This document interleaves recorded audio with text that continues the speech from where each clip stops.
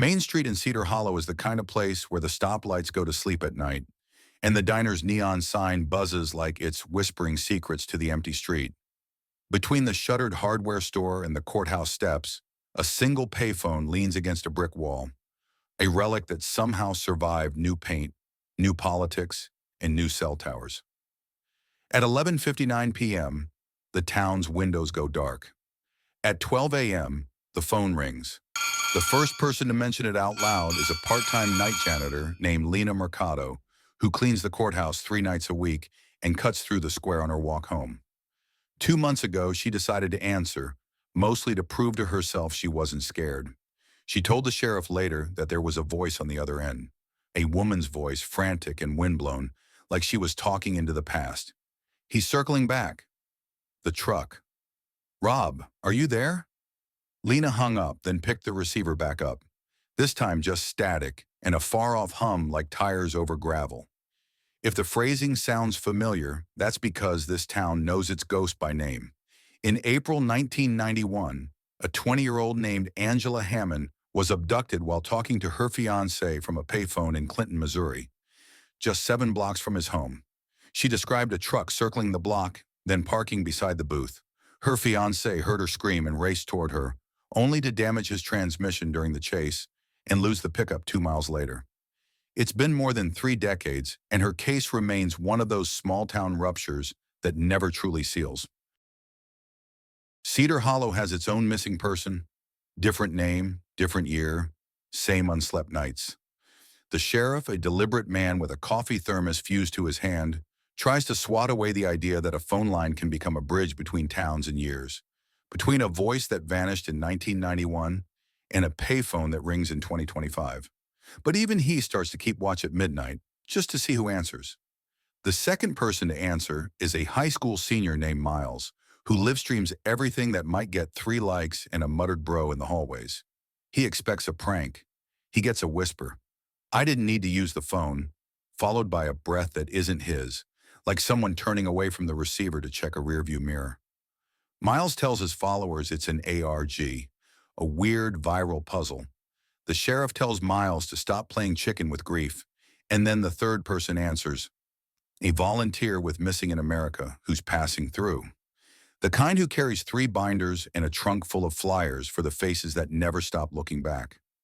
She hears a detail that tightens her grip on the receiver. A description of a truck with a decal in the back window.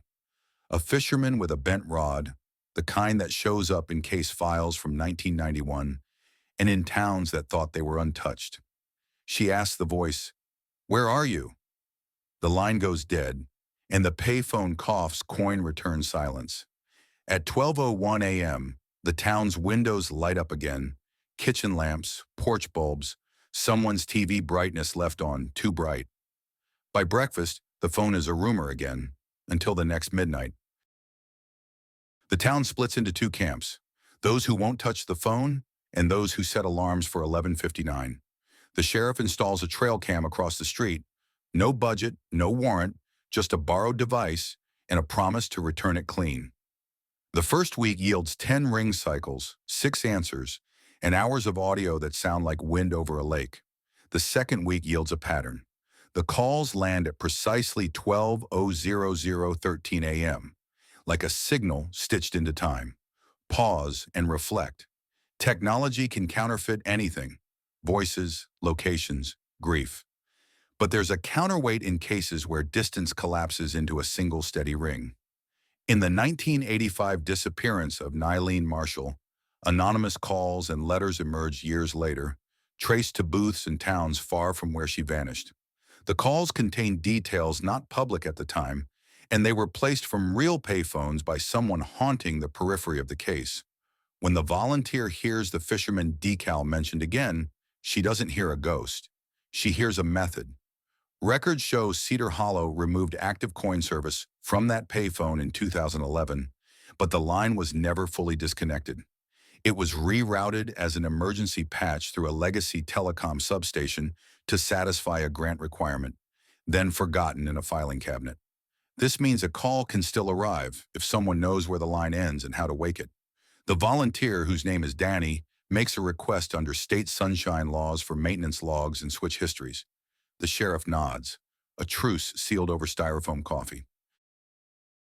On the third week, Miles arrives with a USB battery, a lav mic, and the audacity of the perpetually online. He tapes the mic inside the payphone hood to capture the ring and whatever comes after. At 12:00:13, the phone chirps, then rattles into that bell sound that survives every software update. Miles lets it ring twice for drama. On the third, he answers. A woman, wind in her voice.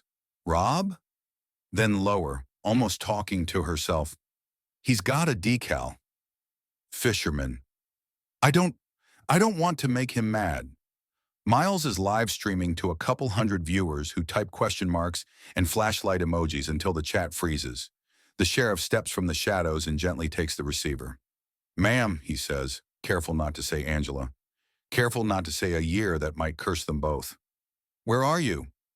He hears a highway in the distance, a directional road noise that old-timers can place by ear if they've driven enough nights.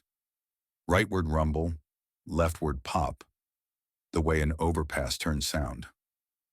He's circling back, the voice says, small and threaded with a kind of decision. I can see the courthouse clock. The sheriff looks up at the courthouse clock in Cedar Hollow. It's stuck at 3:17 since the summer storm. The voice's clock is working. Tension, peak 1. The trail cam captures a late 90s pickup creeping the square at 12:02 a.m. 2 nights in a row. Decal on back window. Fisherman bent over a strike. The plate is mud, the tail light cracked, the driver invisible behind tinted glass. It swings past the payphone like a habit it can't quit. The sheriff circulates a bolo with as few details as possible to avoid spooking the driver. Rumors sprint faster than paperwork. Danny's sunshine request returns, a photocopied diagram of the Legacy substation with a handwritten note from 2011. Line 14, rerouted to Patch B, left them hot for night service testing. Patch B connects to a secondary exchange in Clinton's old switch network, back when long-distance used physical routes that could be traced on an engineer's corkboard with colored string. Someone, somewhere, could be bridging these endpoints. Cedar Hollow's forgotten line, and echoes from a town that has never stopped listening for one name. Tension peak 2. The sheriff and Danny stake out the booth together. 12 hours, 13 minutes. Ring. Danny answers. I didn't need to use the phone, the voice says. And Danny hears the grief of 1991, but also something else. Like the caller is reciting from an old news segment, words preserved because a town repeated them to survive. Danny asks, Are you in Clinton? There's a long pause, then, I can't come home. Static froths, then stops. Dial tone. The next morning a tip comes in. A pickup with a cracked taillight sits behind a closed bait shop near the lake road. The sheriff finds it at noon, sunburning the hood hot. The decal is the same. Inside, a yearbook is open to the class of 1991, Clinton High. The margins crowded with notes that are both affectionate and obsessive. There is no blood, no clear crime, just a sense that someone has been driving circles around an old wound for so long, it carved a groove. Pause and reflect. A lot of missing person cases gather these orbiters. Callers from phone booths, letter writers who know too much, drivers who wear their decals like an alibi and a confession. It doesn't mean the voice on the line is supernatural. It might mean the past is being staged by someone who needs the story to keep breathing, because if it stops, they have to live in the silence they created. At 11:30 p.m., the sheriff sets a recorder in the phone's coin return and leans against the brick like a man waiting on a train that might not stop. Danny spreads out photocopies, the substation diagram, the routing note, a decade-old service ticket signed by a telecom contractor whose address puts him now in a rental by the lake, a quarter-mile from the bait shop. A pattern emerges. The midnight calls begin the week after a town council vote to remove the payphone for good. Someone flipped Patch B back on to keep the line alive. Midnight. 12 hours, 13 minutes. Ring. The sheriff answers. Ma'am. Rob. The breath, the wind. He's circling back. What do you see? A pause. Courthouse clock. It's working. It's always working. Danny is already moving, sprinting for the courthouse door. The clock, frozen since summer, is lit tonight and ticking. The maintenance log shows a temporary power line punched in through a basement window, connected to a portable inverter humming behind a stack of folding chairs. Someone made the clock work on nights when the phone rings. Someone wants the voice to see a working clock and feel time hasn't broken. They find the contractor in the basement. He is thin and gray and careful. On the table, a switch box bridging patch B, a laptop running legacy trunk software, and a spiral notebook filled with transcribed phrases. Each line dated, each line punctuated with the restraint of a person who has been practicing grief as a craft. The sheriff doesn't reach for his gun. He reaches for the notebook. The contractor doesn't run. He looks at the recorder and says quietly, "It wasn't supposed to hurt anyone." The contractor had worked both exchanges back when wiring diagrams still lived in drawers and coffee-stained binders. He knew Cedar Hollow's hot test line and Clinton's dormant route by heart. 34 years ago, he was a junior tech when the phones lit up after the Clinton abduction. He heard the town breathe through copper. He became caretaker of the forgotten circuits, then caretaker of an idea, that if a voice could arrive precisely on time, it could be held, studied, maybe even released. He built a ritual. At midnight, bridge patch B to the Cedar Hollow payphone. Play a composite of archival phrases from news, transcripts, and public shows about the abduction. Never the whole thing, never more than a sentence. So the town would answer, and in answering, keep looking. He harvested the sound of highway overpasses from old recordings, the wind off mic grills, the hush of distant tires. He timed the courthouse clock to be working only when the call came through, a breadcrumb to tether a phantom to a place to say, "We haven't given up." "You faked her voice," Danny says, but her tone isn't accusation so much as exhausted recognition. A thing that happens in cases when the need to remember metastasizes into performance. He nods. "I took what was already public and I made it ring." He gestures toward the open yearbook from Clinton. "I thought if people kept answering, someone would say something new." Tension peak 3, final. The pickup's engine rolls over outside, headlights sliding along the basement wall. The sheriff and Danny step into the square. The driver is middle-aged, eyes burned out by years of looping routes. The fisherman decal is flaking. He looks at the payphone like a parishioner looks at a font. "I thought she'd call me," he says. He is not Rob. He is a man who lived in Clinton in 1991, who had once been questioned and released, who never left the radius of that night. He'd been following the calls, orbiting the ritual that might absolve him or condemn him or simply give him a place to stand.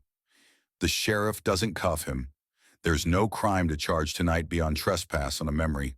The contractor is charged for tampering with public infrastructure, for unlawful access to telecom systems, for a dozen statutes that don't have words for keeping vigil with a ghost you built.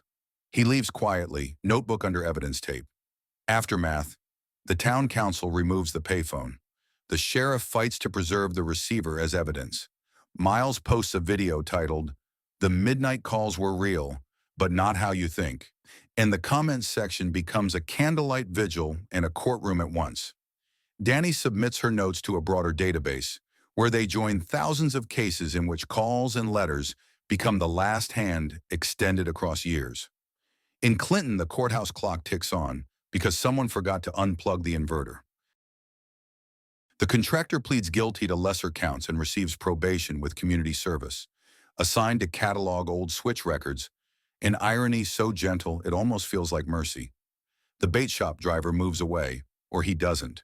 People see him in grocery aisles and highway reflections, and no one can agree on whether that's a sighting or a confession. The payphone is gone. But for months at midnight, windows still flicker on, and a town listens for a ring that might be grief or hope or both.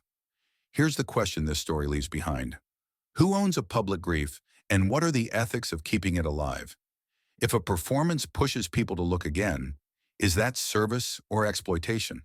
And when a voice has been missing for 34 years, what counts as real, the sound or the act of answering? Don't forget to subscribe to Real Mystery Reports for more strange, dark, and profoundly human stories. New true mysteries every day.